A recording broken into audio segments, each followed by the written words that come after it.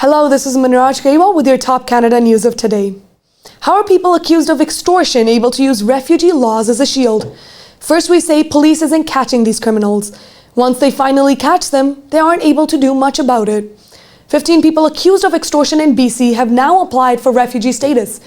And Surrey's Mayor Brenda Law calls it an abuse of Canada's system. It can take years for the refugee status decision to be made, and then they can reappeal. So, are these people meant to stay here until then?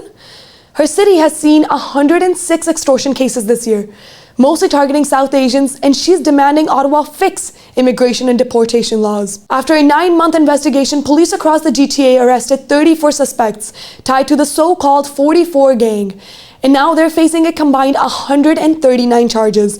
They seized $2.7 million in drugs and 10 firearms, some traced back to Detroit. But here's the real concern. Nearly half of those arrested were already under court-ordered release. Police say it's proof that the system isn't working. A bus carrying the Athabasca Rivermen Junior A team, players aged 15 to 19, crashed on the QE2 north of Edmonton with multiple injuries, including 2 teens taken to hospital with non-life-threatening injuries. RCMP says dangerous road conditions were likely to blame: snow, ice, and extreme cold. How does a pipeline deal get signed without talking to the people who live on the land it crosses?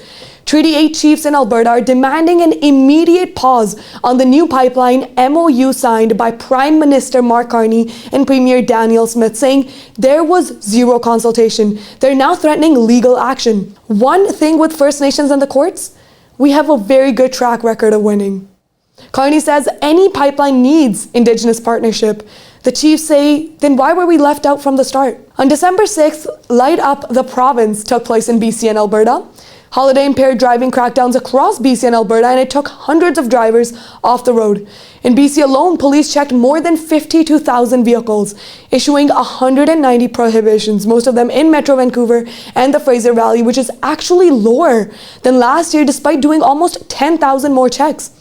In Alberta, RCMP check stops removed 50 impaired drivers in a single day. An atmospheric river has once again shut highways, closed schools, and forced nearly 450 properties, including farms, to evacuate, with another 1,700 on alert. Abbotsford Mayor is disappointed, to say the least, saying Ottawa hasn't even called, accusing the federal government of offering empty promises while residents watch water rise.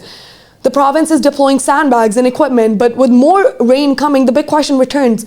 Why is BC still dealing with the same disaster year after year with no long-term federal solution in sight? Manraj Grewal, Prime Asia News.